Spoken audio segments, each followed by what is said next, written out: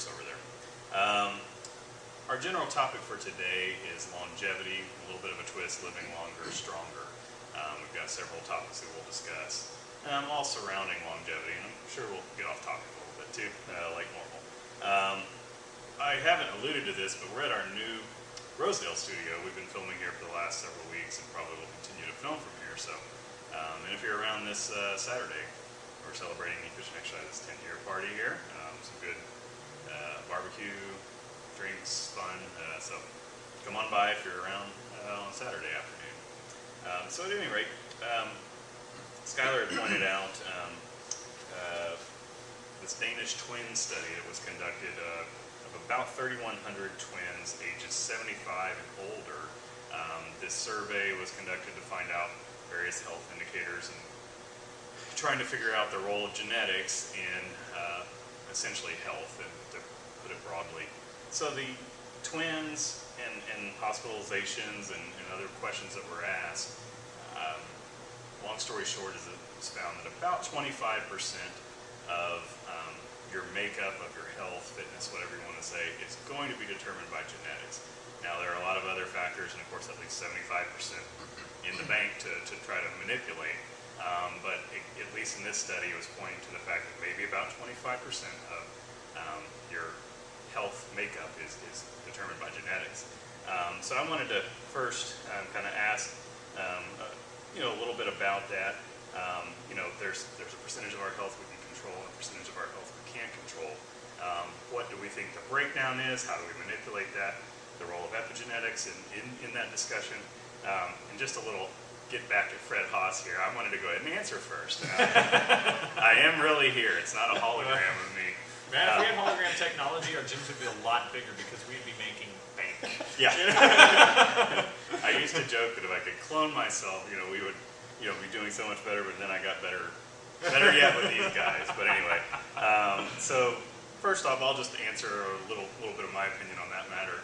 Is that I do agree that there's about 25% of our makeup, if you will, that is going to be determined by genetics that is really difficult for us to control. I think if you take the other 75%, I think, again, I kind of look at it, we need our whiteboard. No. But we could break this down, 25% genetics, 25%, I'll call it lifestyle, stress, sleep, the likes. I think, a little caveat at the last two, but again, I'm going to keep rolling with the 25s here. Another 25% intake, food, drink, another 25% exercise. The caveat here is I think that the exercise percentage, in my opinion, has a diminishing return as you age, whereas it might actually even be higher at a younger age, which I think is just something that I've observed, not only anecdotally, but you see these college kids, they go to the weight room, they bust their butts, and they reap the benefits from it. Of course, there's hormonal profiles and a lot, again, a whole other slew of things. And they eat like crap, and it doesn't seem to affect them at that point in their life. You try that at 35, 45, 55, it starts to really catch up. And so, again, so maybe the exercise component, a broad or kind of a general number might be 25%. As you get older, maybe it gets down to 20, 15 as you age, and then probably what goes up is food. Maybe that gets up closer to 30, 40%. So anyway, what are your thoughts on some of the genetics, epigenetics? How do we? And something to kind of link off to, there was a Nova episode that talked about this as well, and had two Spanish twins, and identical twins no less, and they were in the same little red outfits and so on. And they were able to show you kind of how if you took two 5-year-old twins and sort of took their genome and saw how much of it was similar with similar colors. They talk about this in the episode. You can YouTube like epigenetics Nova, and we'll try to link it up on the video after the fact. And then they get to the 65-year-olds and they swab their mouth and they did that, and the vast majority of their cells had been changed because their lifestyles were so different from one another. And the point that they're making is that one of them has throat cancer and the other one doesn't. And it's a point I've made to my clients before where they like to sort of cite the good parent, if you will. They say, oh, my mother lived to be 95 and did no exercise whatsoever. And they keep on focusing on the good one. And I ask, well, what about your father? Well, he died at 50 of a heart attack, right? But they keep living their lifestyle in accordance to, well, my mother never did this, so I won't do this, and I'll probably be fine. Well, you have to remember that you only get 50% of your parents' genes. Not you only 50%. So you don't know which 50% of that parent's genes you're going to get. And so, yeah, these are knobs and switches to be fiddled with and turned and so on. And it's funny, talking about the 25% of that Danish twin study, because there's a book called The Blue Zones, in which author Dan Buechner, he points this out. This sort of starts the notion of where are the longest lived cultures in the world, and they're living long and strong, and can we tease out a de facto longevity formula? And if you watch interviews, and this is just me kind of smiling and smirking, he starts off saying 25%. And then as the interviews and the years go on, that number keeps dropping. Like he's making it more dramatic. Only 10% of your, when in fact it is 25%, which is one quarter. It's both large and not large at all. Most of it is determined by your lifestyle. And maybe exercise is kind of like talking about at the front end of your life. Example, your bone density, the ceiling for your bone density is set by about the age of 35. In other words, if you have sufficient calcium intake, sufficient nutrition, and you exercise, you're going to build a very high ceiling for your bone density. Load-bearing exercise, that's right. Load-bearing exercise. There's other exercise? Not around here. We're not calling it. We're not calling it. Some people do. It's called swimming. That's apparently its exercise. No, sincerely though. You said at 35. That's when bone turnover starts to move into the negative. In other words, you start breaking down more bone tissue than you're rebuilding in the same period of time. However, that gives you a huge headroom if you were doing everything right by 35. So even if your exercise isn't building any more bones, you're staying much closer to that ceiling, and your headroom is much larger than someone who didn't do those things. So I'm sure exercise plays the same way. I haven't looked to see if there's a point where protein synthesis turnover starts becoming in the negative. But you look at studies of 90-year-olds who start exercising, they can put on muscle mass if they've done nothing at all. Their curve is much flatter than a 16-year-old, but they can do it. So it's helpful, but I suspect, just shooting out of what I've read, that it's probably like the bone density, where if you do it right up to a certain point in your life, a whole lot less is needed to maintain or stay close to that level. Hard debating with Clarence Bass are good examples. If you look at the graphs for sarcopenia as people age, and you break it down as far as what type of muscle fiber is being lost, it's the type 2 fiber that's being lost throughout age. Type 1 fibers, you don't lose a whole lot, you lose a little bit, but you keep the type 1 fibers, which, getting back to Mark's point, if you get into this game late, now you're starting off with a less cross-sectional area of type 2 fibers to begin with. So that's probably has a lot to do with the not as good gains, or these slow gains as one ages. Not to say that if you're a late bloomer, you get in the game because you're just going to be that far down the road later. But I think that has a lot to do with it. And to get back to that point, if you begin training early, then you can maintain that type 2 fiber on into older age. Yes, it will diminish. You're not going to have the strength of a 20-year-old when you're 95, unless you're Jack LaLanne, maybe, I don't know. But bringing up Jack LaLanne, trained from a relatively young age, starting off, and he was able to maintain a good bit of muscle mass up into his later years. So yeah, it can be done. Well, maybe it has something. Age might have a little more. Well, partly age, partly we talked about genetic potential of musculature before, but maybe it has something to do with how close you are to that. Sure. Yeah. At what age, and therefore, again, bone density kind of has a cap. I mean, without anabolic assistance, musculature also has a cap. Sure. So maybe that has something to do with it too.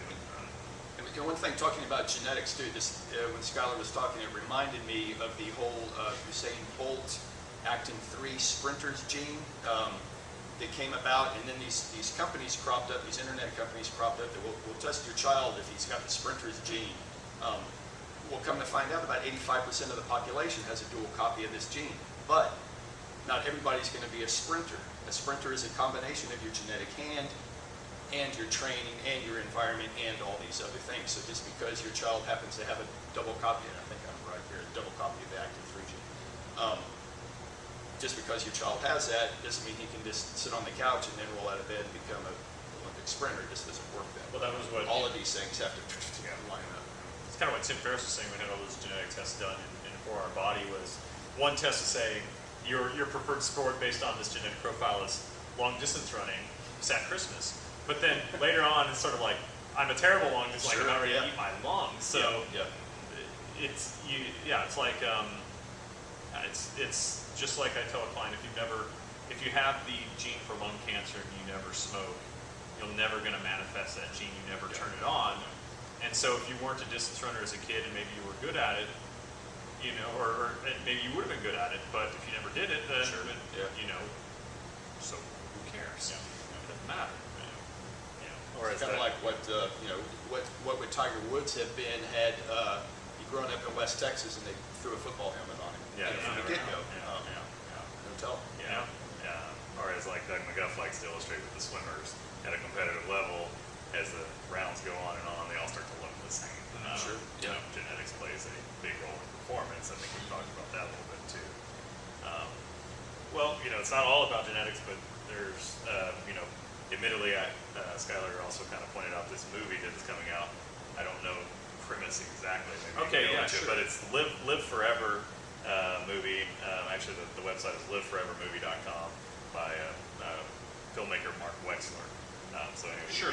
The movie is How to Live Forever, and the subtitle is Your Results May Vary. And in fact, on the photo, the poster is Buster. Buster was, before his death, the oldest employed man in England. He claimed his age to be either 102 or 103. guy running and smoking. Yeah, running and smoking. Like he's got this big, huge beard. He worked for some sort of plumbing company, like cleaning their vans or what have you. But he claimed to be 103, and some people took this in dispute and said he was only 98.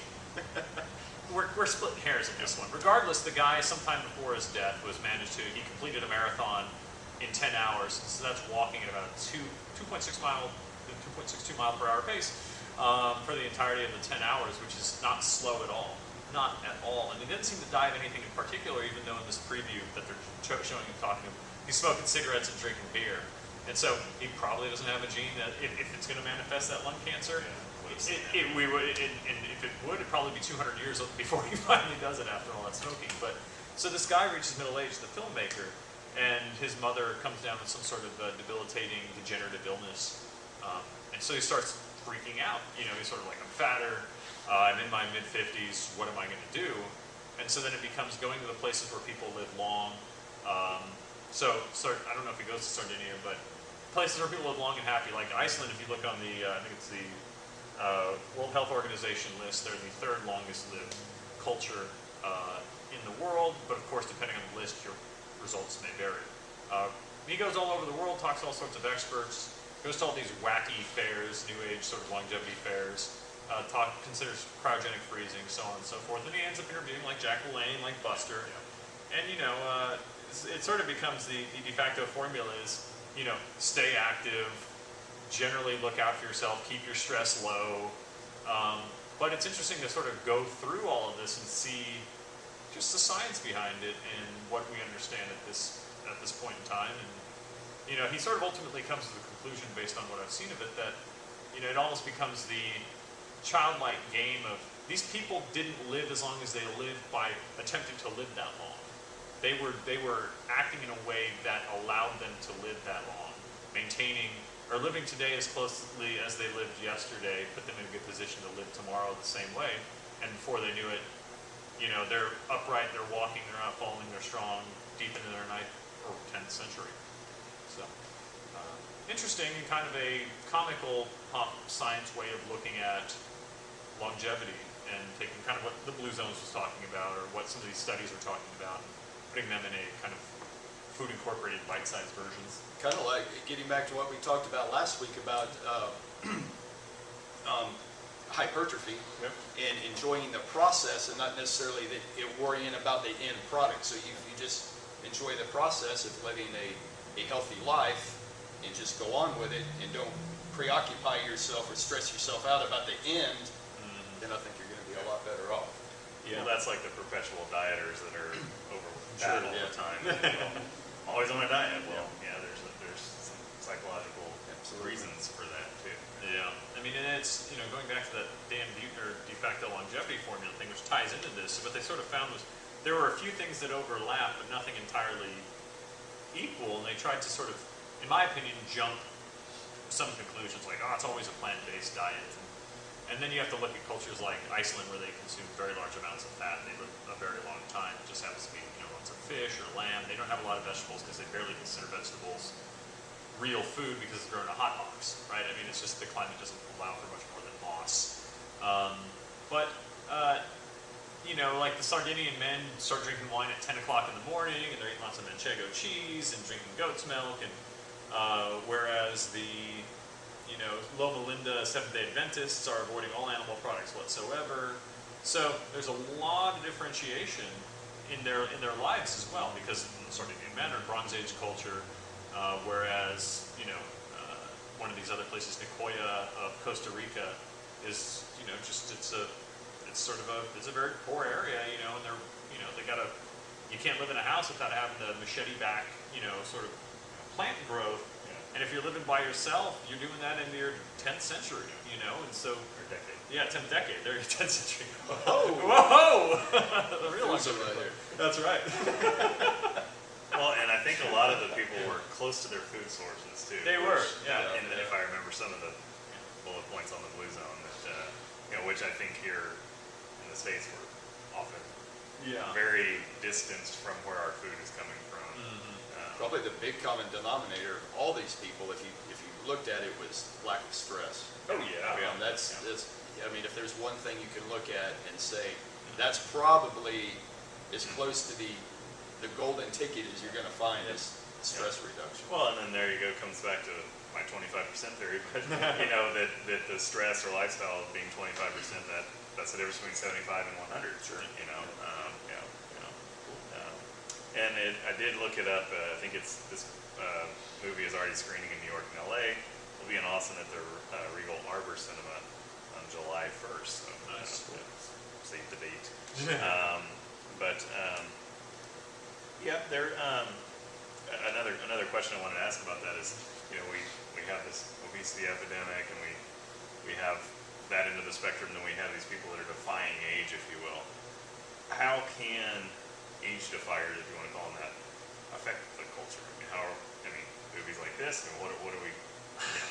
That's a tough one, because they are kind of the minority. It's sort of like the wealth gap, right? You're almost having this this increased split between people who are healthy, and they're almost achieving super levels of health. And, Arthur Jones is somewhere cussing me out because people saying super health doesn't exist. But effectively, by any metric that we measure, if you're able to be, if you're lifting weights at 100, by all understanding of what we've experienced as aging in the past, you are super healthy, especially compared to your peers.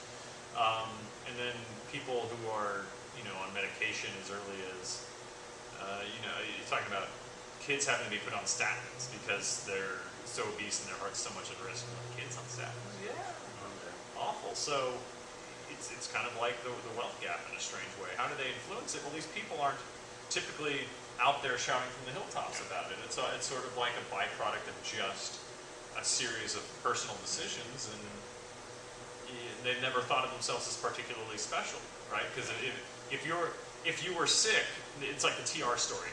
Teddy Roosevelt was sickly as a boy and went on to lead the cavalry and build a dam by himself and beat back whatever.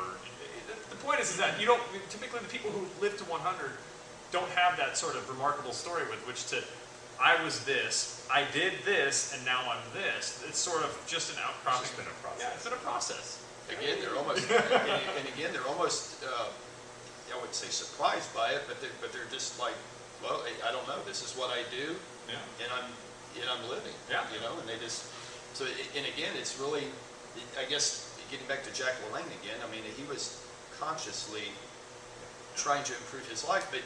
And I didn't know him, obviously, but he seemed like he wasn't all that stressed out about it. He had fun with it more than anything. Well, and talk about shouting from the hilltops. Maybe that is an example of somebody that was out there, talking about it. I mean, like I said, in a fun way. But, actually, he was over-fat as a kid. Now that I think about him, he was, and he ended up running into a nutritionist. Who's the guy? It's his wife on the cover, but it's the apple cider vinegar with the mother. you know, the yellow lot, the yellow label. Yeah. Her husband was the one who sort of jacksaw at his seminar, and when he was a kid, and sort of that influenced him to Told sort him of to get off the sugar. The sugar was killing him. Yeah, that's right. That was one of the big things, right? And then thus he went. And this guy was a vegetarian way back when, and Jack might have done that for a while, but I know he wasn't. From everything I've read about him, he wasn't against eating meat. If you were everything else, you were avoiding sugar and eating real food. So that might be why he was shouting from the hilltops, because as a kid he wasn't in amazing shape. But it's kind of like the 91-year-old track athlete that we talked about. Her, Olga, I forget her last name, New York Times, you can look it up.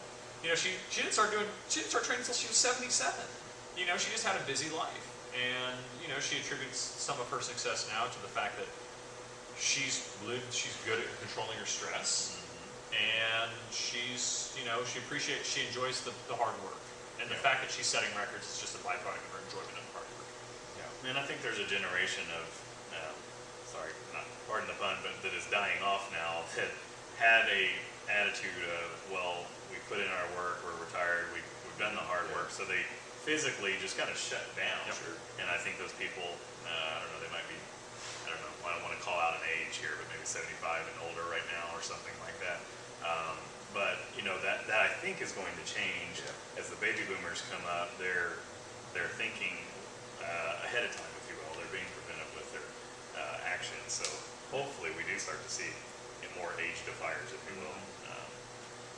Another part of aging is dealing with nagging aches, pains, injuries, and so there was a study. I think Keith pointed this out, and I say study loosely.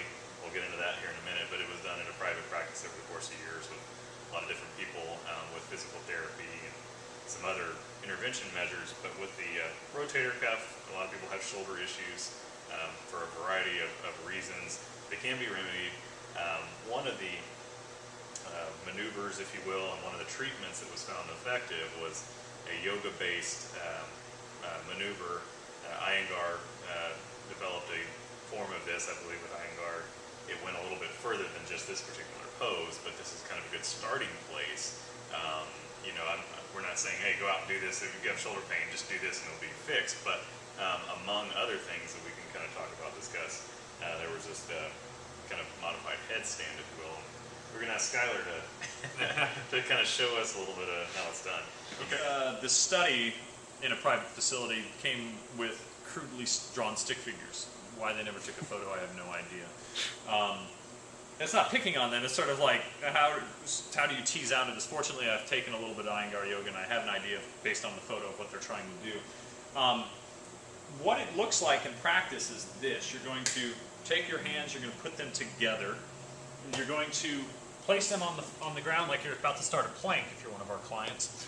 And then what you'll do is put your feet up onto a chair like this. So it's kind of a high plank, borderlining into, I'm trying to talk loud so y'all can hear me, like I could almost kick up into a headstand, right? Well, watch my shoulders as I do this. You see they are moving down and back towards my hips. And again, if we do it from the side, you can see this. My shoulders back, down and back towards my hips. This is an important point because the shoulder itself, we tend to think of it as the shoulder and the shoulder socket. Well, that socket, the glenohumeral joint, is just like is not like this. It's more like this. And so the upper arm has the ability to slide and glide in the joint. So what's happening there is most people who have shoulder pain or anterior dominant, they've acquired this rotated forward position. So the shoulder is biasing forward in the socket, and that tends to come also up at the same time. You've seen this posture that people have, and I'm slightly exaggerating, but not much. We've seen it as trainers. So by having all of your weight forcing your shoulders down and back, which is what that's doing, you start to stretch the muscles that are holding tight towards the front, loosening, and rebalancing your shoulder girdle.